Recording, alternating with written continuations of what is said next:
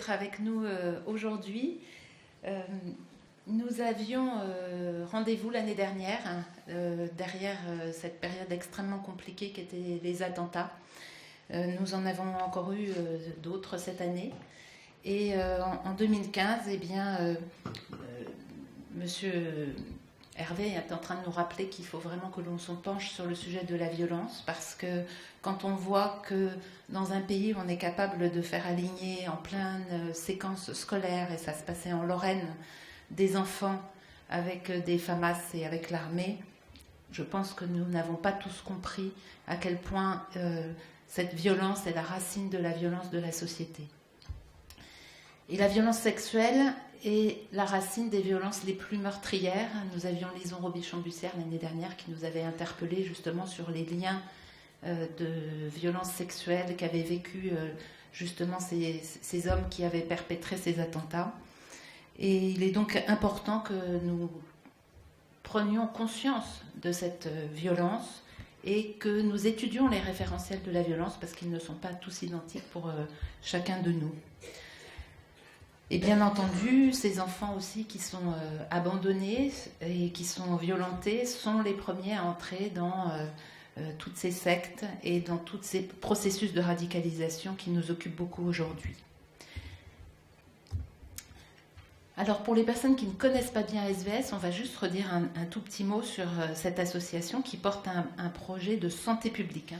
SVS, vraiment son objectif majeur, donc c'est de porter ce projet de santé publique qui a été modélisé avec la prise de conscience que les violences sont tellement fréquentes et réalisent les violences sexuelles de tels dégâts humains qu'elles peuvent être décrites comme une épidémie de type viral. Donc pour les personnes qui ne sont pas familières avec la différence entre une bactérie et un virus, le virus en fait n'a qu'un matériel génétique pour se reproduire, il n'a que de l'ADN ou que de l'ARN, et pour aller se reproduire, eh bien, il va devoir venir dans nos noyaux cellulaires pour chercher le petit bout de matériel génétique qui lui manque.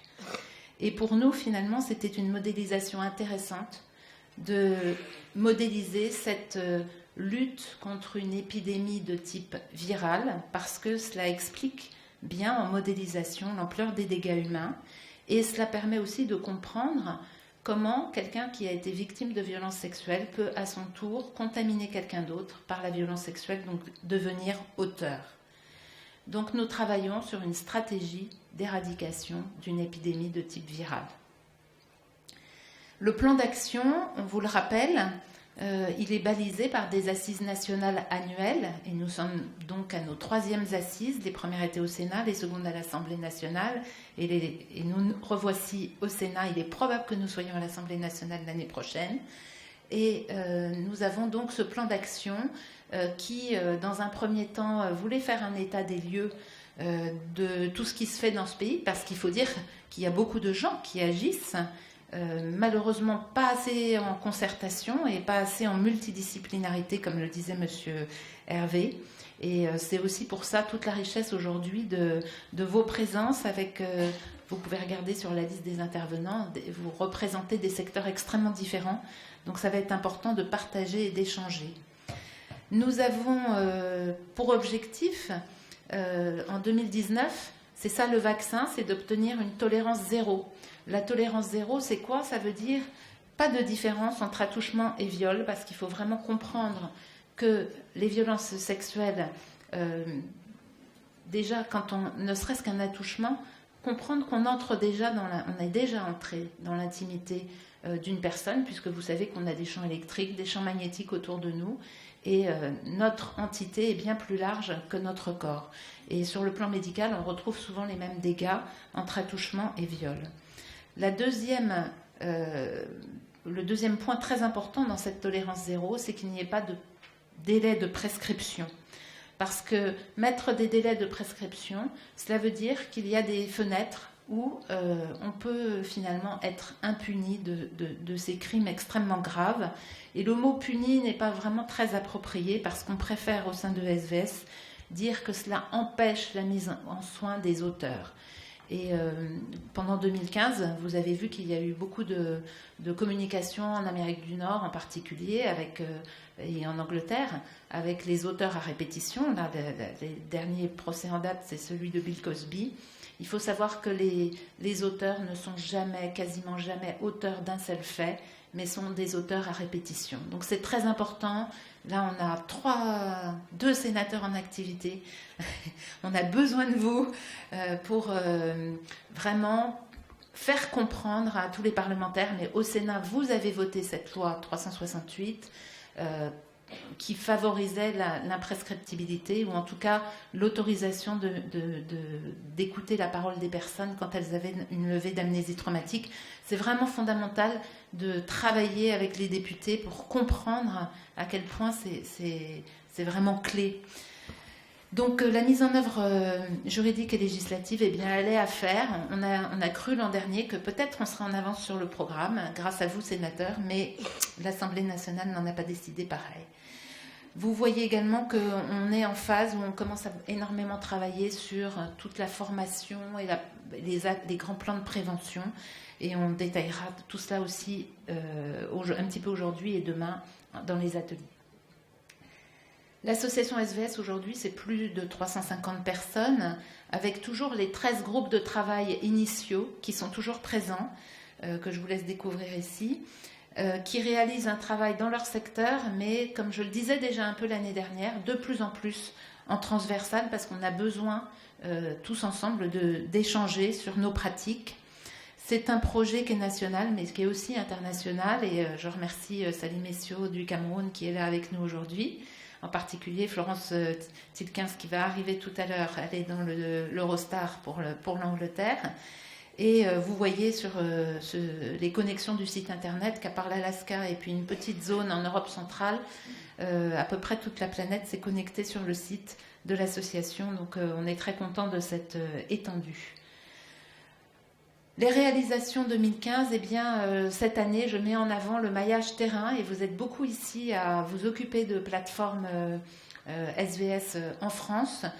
Ça a été vraiment, et ça nous a demandé beaucoup de travail à tous, parce que le déploiement est presque un peu plus rapide que prévu, et tant mieux, parce qu'il y a vraiment de grands besoins. Donc il y a des plateformes qui se sont structurées juridiquement cette année, et puis il y a toujours des plateformes qui se créent un petit peu partout.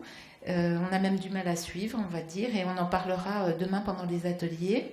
Je voulais insister parce que il y a une formation qui est très importante, qu'on appelle les bases de la connaissance, sur 2 jours, les bases de la connaissance en matière de violence sexuelle, qui est coordonnée par Simone Sabatier, qui va peut-être lever la main pour qu'on vous la repériez.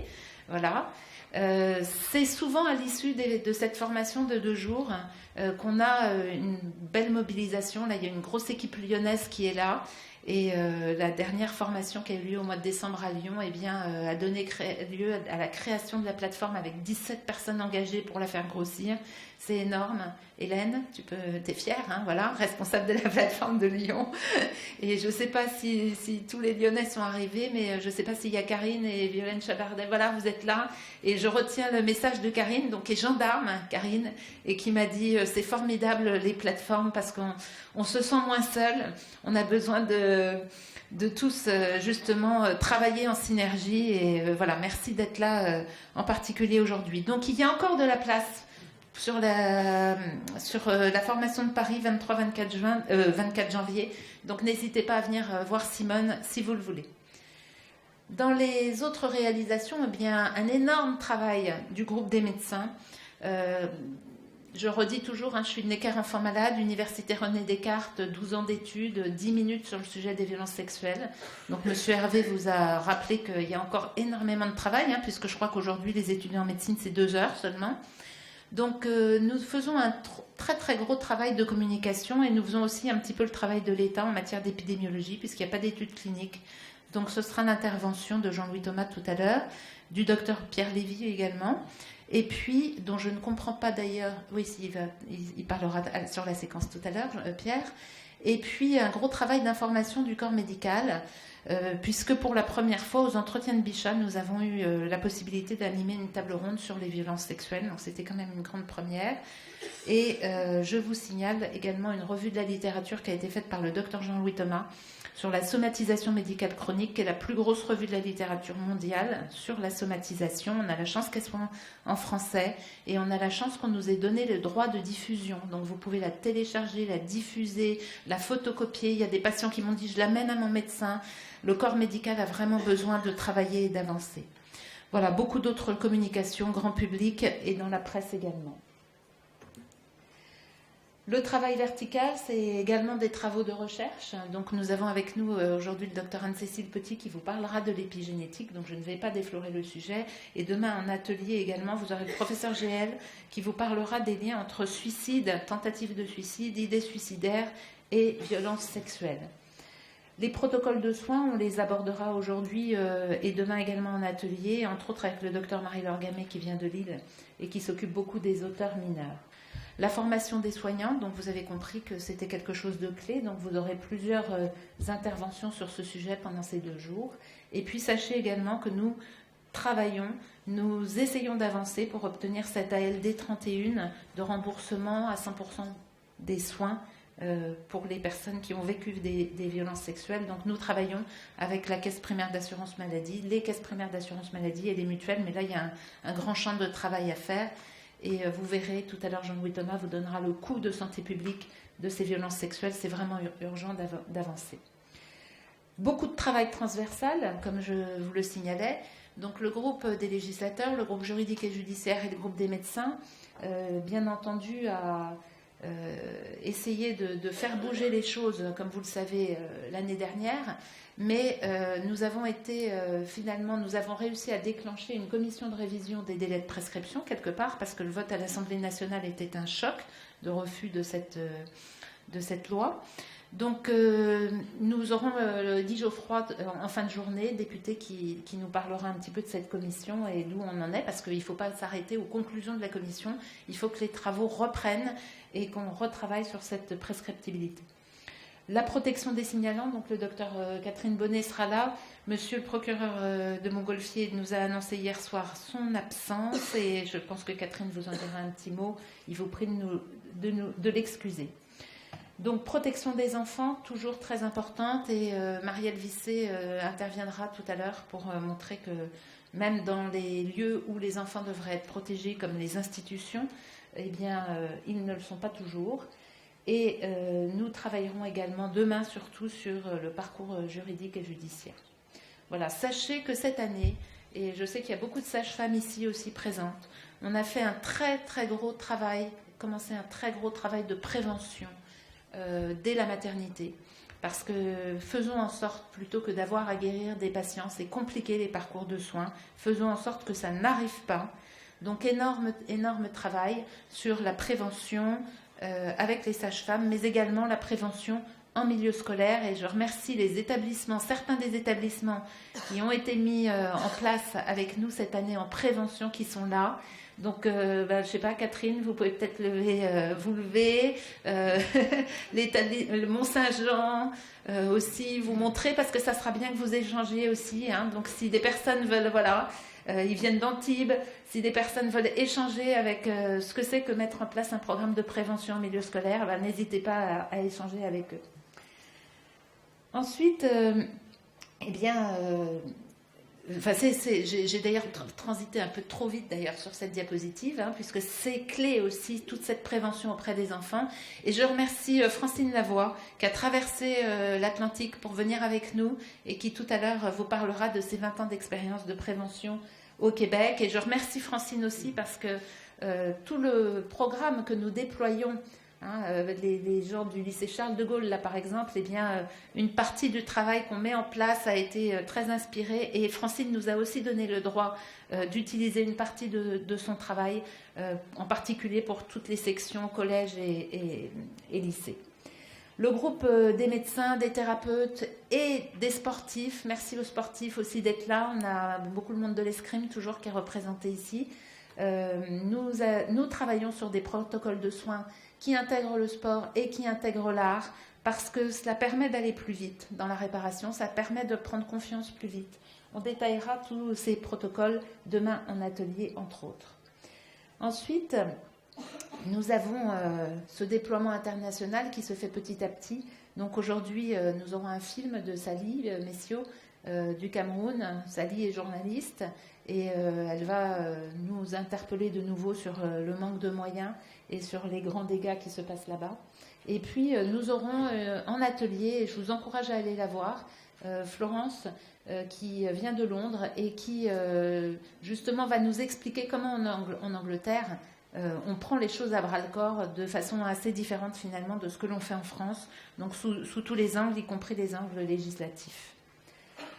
Donc je voudrais clôturer, j'ai pas encore tout à fait fini, mais presque, en tout cas rappeler que SVS avance grâce à des bénévoles.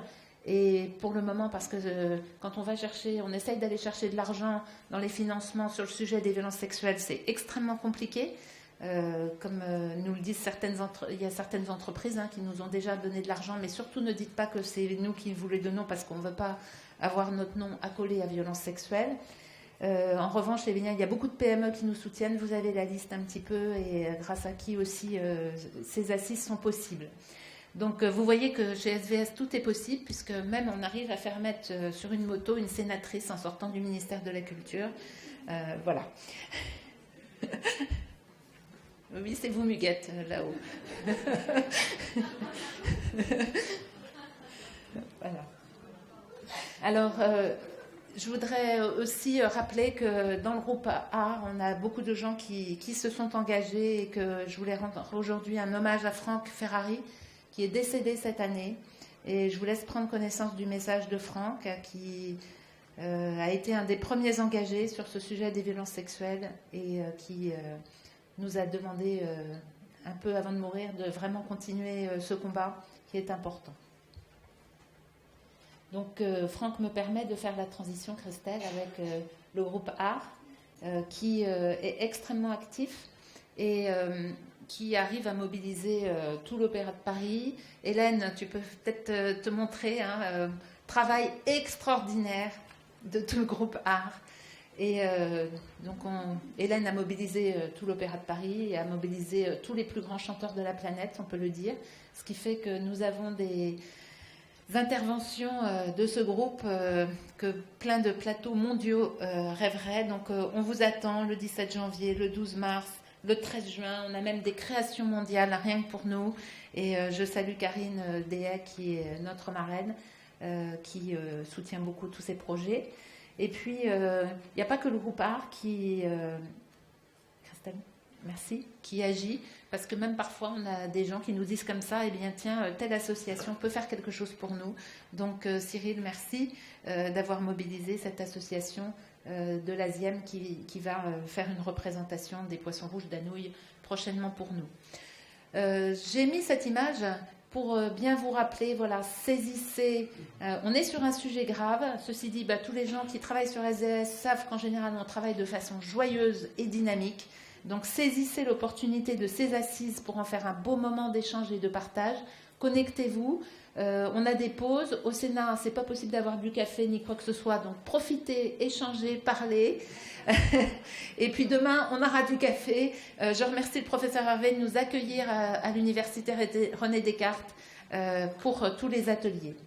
Alors, je dis un petit mot de cette logistique, justement. Donc, aujourd'hui, on est en plénière, donc dans cette salle toute la journée. Attention au timing du déjeuner, parce que vous avez compris que les contrôles de sécurité, ça prend du temps. Donc, en gros, vous avez à peine une demi-heure pour déjeuner entre la sortie et l'entrée. Et nous comptons sur vous pour remplir les fiches que vous avez dans vos petites pochettes, les fiches interactives, parce que tout à l'heure, nous avons donc plusieurs sénateurs, sénatrices, députés, et entre autres aussi Chantal Joanneau, grâce à qui les assises ont lieu ici. Elle a travaillé avec avec son équipe et notre équipe pour que cela ait lieu. Donc ce soir, et vous êtes la bienvenue aussi à la tribune si vous restez avec nous toute la journée. Tous les parlementaires, on a besoin de vous. Donc voilà, merci beaucoup d'être là en tout cas dès ce matin. Et demain, atelier à l'Université René Descartes. On vous donnera, le comité d'organisation vous donnera des petites informations. Je crois que c'est au 2e étage, dans un endroit bien particulier, mais on vous donnera les informations tout à l'heure. Merci beaucoup de votre attention et bons travaux.